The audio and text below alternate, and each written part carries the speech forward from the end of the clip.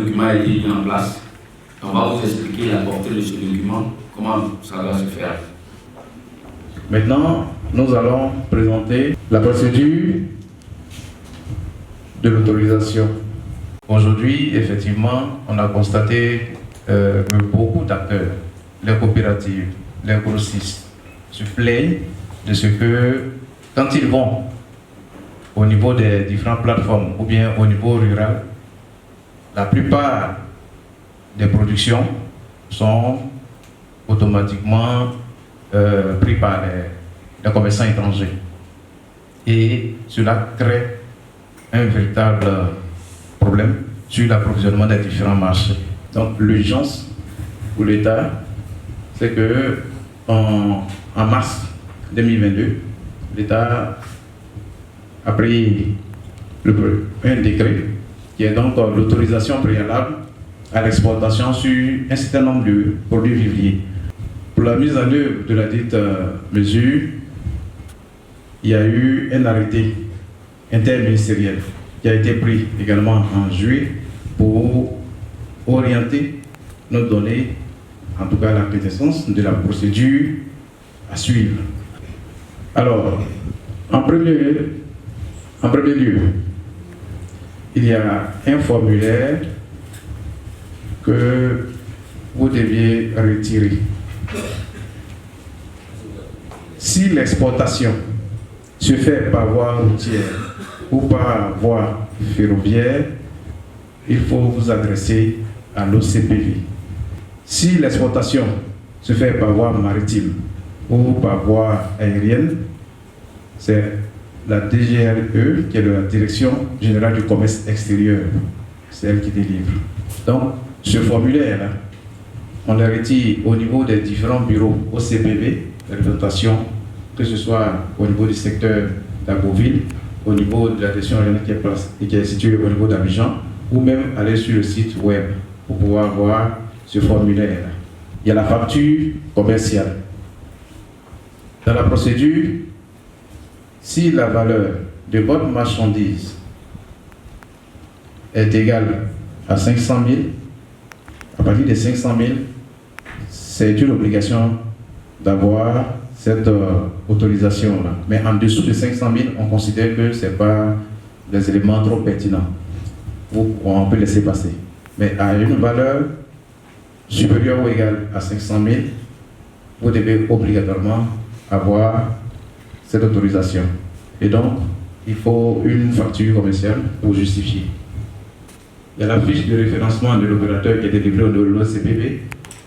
C'est-à-dire, quand vous donnez toutes les informations sur votre structure ou votre activité, ce qui est la fiche de référencement. Et enfin, la photocopie de la pièce d'identité. Alors, le traitement du dossier de l'autorisation, vous allez me demander comment, sur quoi, évidemment, on se base pour donner cette autorisation. Sachez que chaque mois, l'OCPV édite un document qu'on appelle la note de conjoncture. Ça permet de voir au plan national, un peu dans toute région, est-ce que la disponibilité de la banane, est-ce que la disponibilité de l'igname, est-ce que la disponibilité des légumes, comment ça se présente. Et donc, c'est cette note de conjoncture-là qui sera appréciée. Si on constate qu'au plan national, la disponibilité à une matière donnée n'est pas assez suffisante, on peut suspendre toute exportation. Ou alors, il peut y avoir aussi des restrictions. Sinon, on peut vous donner l'autorisation.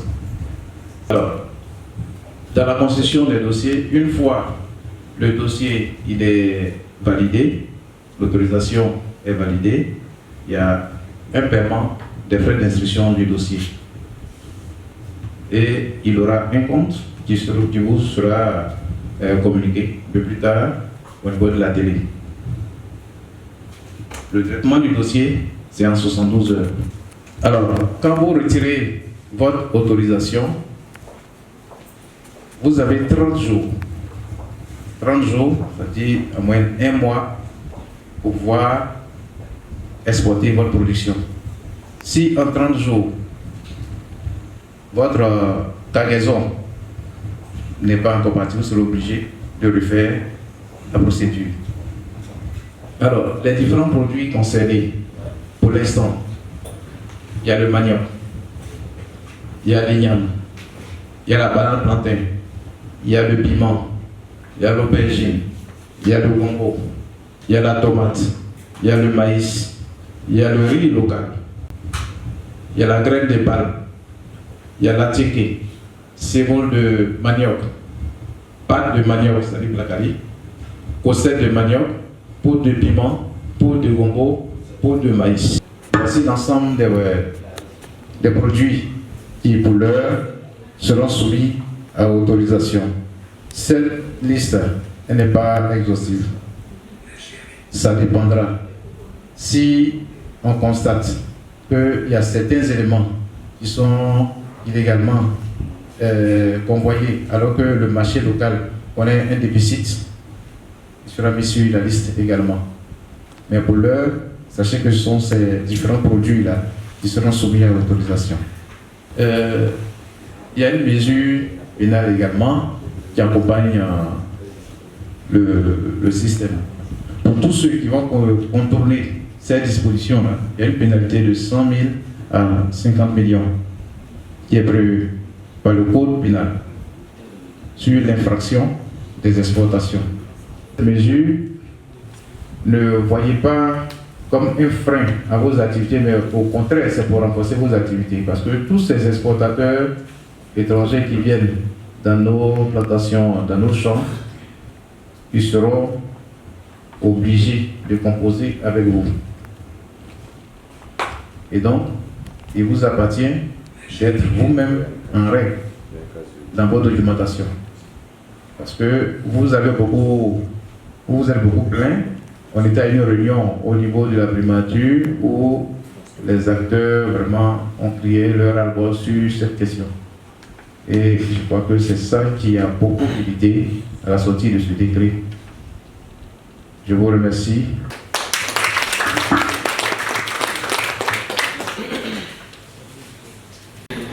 Madame Niali, née Niamien Patricia, 5e adjointe au maire de la commune d'Akofi.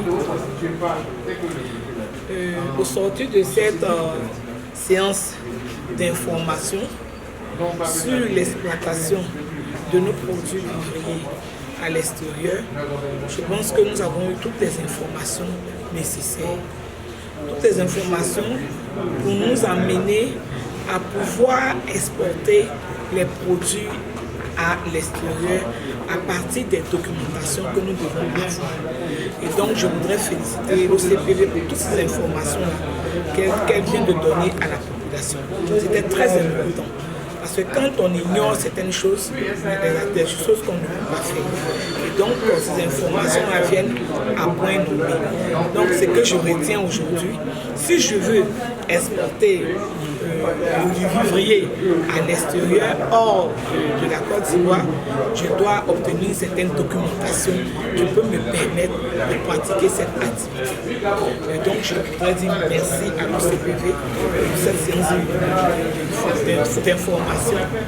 Merci. Et nous, en tant que collectivité locale, on saura comment faire pour aller vers nos populations, vers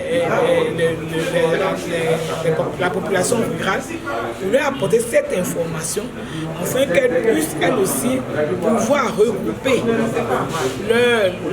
leur production, afin de pouvoir évacuer sur le marché en Côte d'Ivoire. Donc d'abord pouvoir faire un groupage, arriver à faire et présenter avec des sites nos produits, faire la valorisation de nos produits à travers les sites qui ont été présentés ce matin. Donc vraiment je voudrais dire merci, félicitations à l'OCPV pour cette séance d'information. Moi c'est Dali Papouchiak, président de la société coopérative de la région Nyobitiassa. Vraiment, à sortir de cette réunion, ce qui m'a plu, il y a su que le gouvernement veut vraiment aider les producteurs. Et ça, c'est beaucoup, très intéressant. Contre la charité de la vie. Donc, je pense bien que vraiment cette réunion nous a fait beaucoup du bien. On a beaucoup retenu. Moi, personnellement, j'ai compris que Partant de là, on va faire de grandes choses. C'est l'organisation encore surtout. Étant unis, je pense bien qu'on peut vraiment aller de l'avant. Je pense bien que c'est un peu ça. Vraiment, je vous remercie. Je suis M. Méon Norbert. Je suis le conseiller du président de COPEPSI. COPEPSI qui est une coopérative qui est déjà en Myanmar. Et au sortir de cette réunion-là, ce que j'ai compris, c'est l'organisation d'abord, la mise en place des producteurs eux-mêmes. Et puis ensuite, s'unir pour vendre nos produits. Si aujourd'hui on n'est pas unis, je pense que c'est difficile. L'État a tellement bien compris à travers l'OCPV qui aujourd'hui aide les producteurs à vendre, à leur donner de la logistique, des moyens pour pouvoir avancer, pour pouvoir commercialiser leurs produits. Et aussi les informations, parce que c'est ça qui manque. Si le paysan ou bien le producteur n'est pas informé, ce sera difficile de pouvoir avancer. Or, si on a les informations, si à chaque fois qu'il y a des réunions, je pense bien que nous, au niveau national ou bien au niveau même de la région de l'Agnès-Kinshasa, nous allons avancer, nous allons produire des produits de qualité, nous allons aussi, je dis merci, parce que l'État veut mettre en place les marchés de gros, les marchés de groupage de produits. Et ça, c'est très important pour nous, pour les producteurs même. Ça évite beaucoup les déplacements par-ci, par-là et les moyens aussi que l'État va mettre en place. Je voulais vous dire merci, je voulais dire merci à l'OCPV, au directeur régional de l'OCPV et puis à l'ensemble même des producteurs de Côte d'Ivoire. Merci beaucoup. Alors, Faupoint, Marie Sophie, responsable de l'OCPV à Beauville. Et vraiment, au sortir de cette réunion, je suis vraiment très heureuse de cette rencontre parce que tout a été dit, tout a été décortiqué. Le préfet a aussi donné son point de vue. Le chef d'antenne, M. Kona Emma, a bien expliqué, a bien répondu aux questions. Je pense que tout le monde est au même point d'information que même ceux qui sont allés à Yamoussoukro pour la grande rencontre. Vraiment, le message est passé. Je dis merci au DG qui a permis à ce que cette rencontre soit. Vraiment, merci beaucoup.